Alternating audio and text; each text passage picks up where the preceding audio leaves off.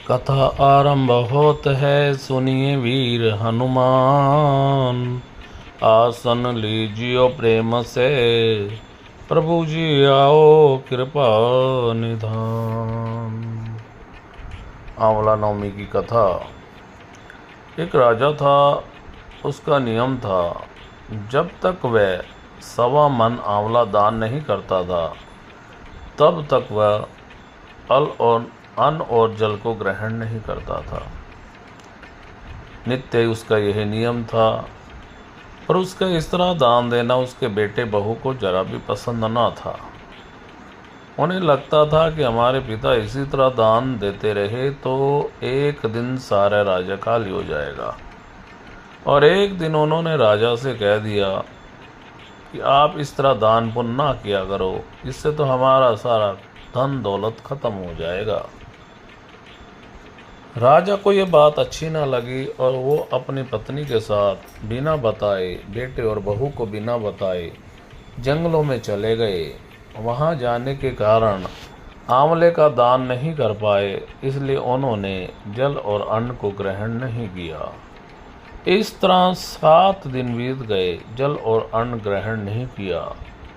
तब भगवान को चिंता हुई कि ये जल और अन्न को ग्रहण नहीं करेंगे, इनका प्रण पूरा नहीं होगा तो जल अन्न ग्रहण, इससे मेरा सत जाएगा, मेरा विश्वास खत्म हो जाएगा।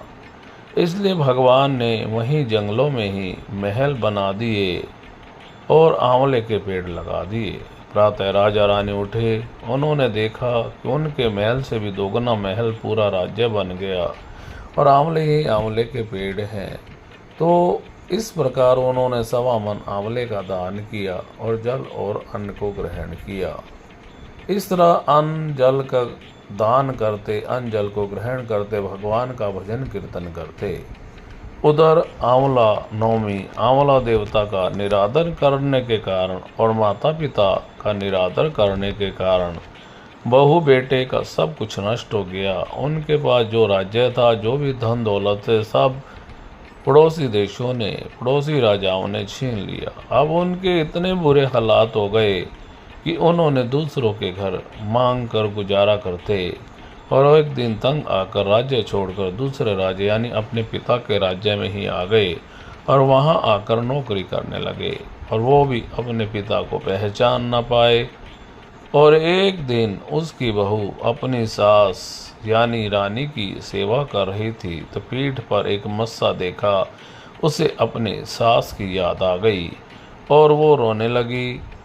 तो रानी के शरीर पर जब रोने की आंसू गिरे तो उन्होंने पूछा, तो उसने बताया कि मेरी सास के भी पीठ पर मस्सा था और हमने उनको दुखी किया, आंवले का दान रोका, इसलिए वो हमको छोड़कर चले गए। तब रानी ने भी उनको पहचान लिया और उनको क्षमा किया।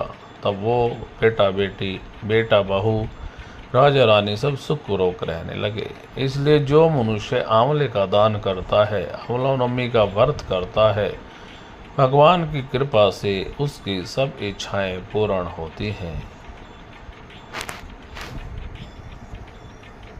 इसलिए मनुष्य को दान पुण्य अवश्य करना चाहिए। दान करने से कभी धन कम नहीं होता, बल्कि धन बढ़ता रहता है।